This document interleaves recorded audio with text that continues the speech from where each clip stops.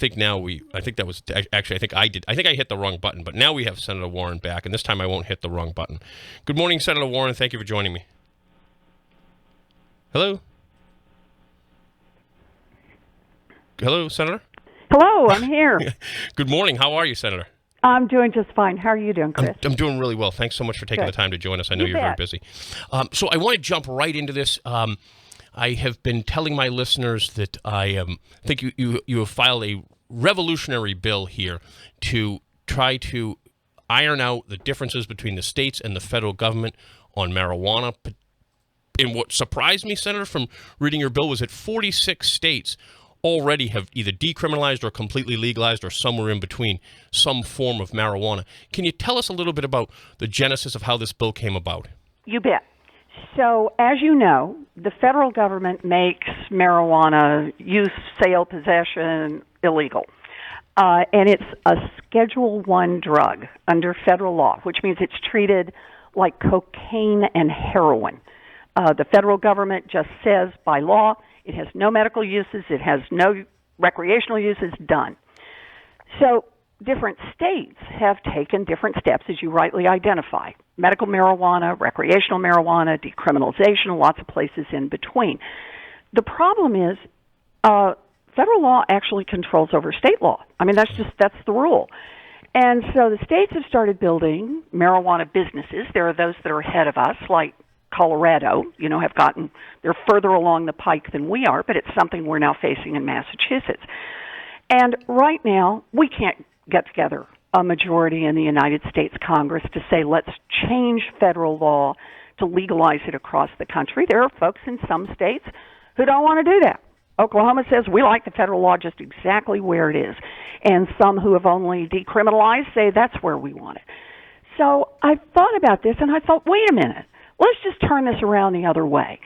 Let's pass a federal law that says federal law stays in place, but if the state acts and the state says we want to take over the question of deciding the use of marijuana and the enforcement of whatever laws surround marijuana, the federal government should just back off and let the states do it. I have a Republican co-sponsor for this, Cory Gardner, who is Republican from Colorado, and we now have multiple Democrats and Republicans on the bill. And here comes the best part. President of the United States has told Cory Gardner 3 times now that he will support it and sign it if we can get it through Congress. It's a fascinating bipartisan effort. It really is. I mean, it's quite, because you're known as a liberal firebrand, but yet you're working behind the scenes here to work with your Republican colleagues and ironically the president now, which is who would have ever thought, right? To make this happen and to make the states' rights an issue again. To tell us what is the feeling in Congress? Do you think that this has a chance? Will Mitch McConnell bring it up for a vote? Well, so let me give you both good news and bad news. The good news is there are a lot of folks who say, when they hear it all the way through, that just makes a lot of sense. The law we have right now just makes no sense. And here's the deal. As long as we don't make some kind of change, it's not only once the marijuana businesses are open, say in Massachusetts, that there is at least some risk that someone could be arrested for buying or selling marijuana. It's that whatever transaction takes place, the marijuana businesses can't put their money in federally insured banks because from a federal perspective, the money from that marijuana business is illegally obtained. And you can't put money in federal banks, right? Right. We seize the money or close your checking account, banking account, which means we're now starting to talk about building a multi-million, some people say multi-billion-dollar business that operates entirely in cash. Think about that. All those people come in every day, they buy something, they have to pay cash. Okay, well, we could live with that. But that cash is mounting up in the back room and no place to put it at the end of the day. You put it in the back of a Brinks truck, I guess, but do what with it? Drive it around? So part of the advantage to this bill is it solves that problem. It also solves some tax problems. So we've got a whole bunch of folks here in the Senate, I know the Senate side better, but the same is true over in the House, who say, I wasn't for legalizing marijuana to begin with, but now that my state has legalized it, man, this makes no sense at all. We really need a bill like this. So, these are folks who are kind of all in on it. Problem? I said I would tell you the bad news, too. Mitch McConnell. We can't get a vote in the Senate if Mitch McConnell won't bring it to the floor. So even though Corey and I believe that we've built a majority, in fact, we think we built a pretty good-sized majority, if we can't get Mitch McConnell to bring it to the floor, then it's not going to happen. We're speaking with Massachusetts U.S. Senator Elizabeth Warren. The other point that I have told my audience about that I'm concerned with is that if local police are doing a detail at a marijuana location because there's a lot of cash there, and they have been robberies in other states, that police officer, in my opinion, would be subject to federal arrest, and carrying a firearm in the commission of a drug crime is 25 years in prison. So you could end up with, if the federal government decided to raid it, you could have local police going to jail simply for doing their job. So it's the situation has to be ironed out. The situation, you say it exactly right. This has to be, nobody benefits from a system in which federal and state government are at loggerheads over something like this, and putting people who are frankly just trying to follow the law, putting people like that at risk. I'll actually give you another one. The other one that I've heard about from Colorado is people who work in marijuana stores that are selling marijuana. They go to apply for a mortgage, and they can't count their income from the store where they work every day because, once again, by federal law, that's the proceeds from ill-gotten goods, from illegal goods. Come on. That's just nuts. And we're going to have that here in Massachusetts, assuming this thing ever actually gets going. We'll have the same situation. Senator Warren, we don't have a lot of time left with you, but I do want to touch on another issue which I think is very, very important, which is you're looking into problem gambling by American soldiers overseas because, quite frankly, our Defense Department has put gambling machines in front of them. I will just tell you that I was deployed overseas as a reservist in Panama years ago, and I was shocked to find video poker machines in the non-commissioned officers club, in the nightclubs, on the post. They're taking according to what I read from your statistics, they're taking $100 million in cash out of the pockets of overseas men and women who are in our armed forces, and there is nothing, at least at this point, in place to identify people who are problem gamblers. I think it's not only deplorable to take that money from soldiers who aren't paid that much to begin with, but also it sets up a potential for gambling addiction, which then is also a national security issue because it sets people up to be compromised into espionage situations in a rare situation. Talk a little bit about your bill and what's driving you to do that. Oh, boy, you hit it exactly right, Chris, and you've given a terrific description of what's going on. All three of my brothers served in the military. These are my much older brothers, and back when they served, Congress prohibited gambling devices from being installed on military bases in the U.S. But the Department of Defense now permits thousands of slot machines at military installations overseas, and just as you said, generating $100 million in income for the United States. I just think that's appalling, making money off the backs of our service members who've been deployed.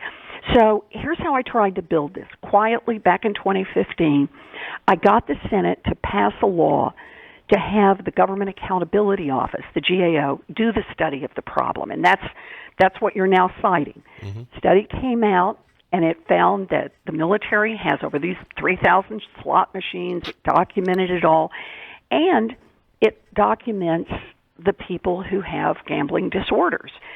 So what I've done now, they also made a whole series of recommendations about limiting this problem. So I found a Republican co-sponsor, Senator Daines from Montana, and the two of us have introduced the Gambling Addiction Prevention Act. And part of this bill has been included now in both the House and Senate versions of the National Defense Authorization Act, which is going through right now. And basically what it does is it implements the GAO's recommendations by requiring the DOD to include gambling disorder screening questions in health assessments. That helps us identify the problem.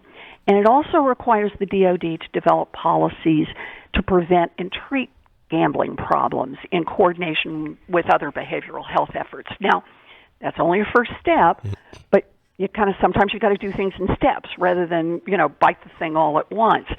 And so we're starting with the identification of people with gambling addiction problems, and I hope pushing a bigger conversation nationally on whether or not, as a country, we really want to have slot machines out there in overseas posts making money off the backs of our service members.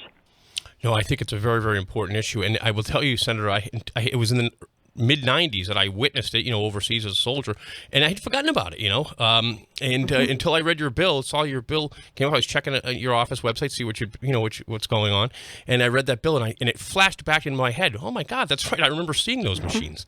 Mm-hmm.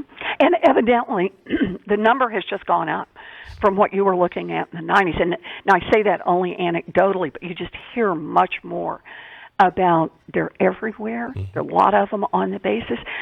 Come on, the United States government should not be putting out slot machines so it can make money off our military. That's just not right. No, it's certainly not right. Senator, I know you have to run. I really appreciate you taking the time to speak with us. Is there anything you'd like to tell the listeners here at WBSM before we let you go? So I just very much appreciate your giving me a chance to do this. I think these are two really important bills that you're focused on, and I hope we can have this conversation again. There are a lot of different things that are going on in Washington that are below the headlines. Mm-hmm. I get it. Neither one of these things is grabbing a bunch of headlines, but boy, they're important and important for us to talk about. So thanks for doing this, Chris, and I hope you'll invite me back. Love to have you back anytime. Thank you so much, Senator. Have a great day. Good. Bye-bye. Thank you. Bye-bye. Bye-bye. That was Senator Elizabeth Warren, our U.S. Senator. And though she's right, those issues are below the radar screen, but they're tremendously important. For those of you who listen to us regularly here, when we have Senator Keating, Congressman Keating, on every week, we try to talk about issues that aren't being put on cable news. Which are generally those topics are picked by very young people who are deciding what the news is, and that's good. They do a nice job, but we try to hit some stuff that's important. That can be complex, but I think that here at this radio station we're able to handle some of those complex issues, and that's because we have such a wonderful audience in you folks. So that was Senator Elizabeth Warren. I committed to you folks that I would try to get her on the air, and we were able to do that, and I appreciate her staff for making her available, and hopefully we can get her back going forward. Take a very quick break here, pay some bills, and then we come back, we'll take your phone calls. And I expect that some of my right-wing friends will call up and beat me up for not asking her tougher questions or yelling at her, something like that. So I'm ready. I'm going to put my helmet on, call up, beat me up, or call up and compliment me. 508-996-0500. We'll be right back. Remember, stick here at WBSM 1420 AM.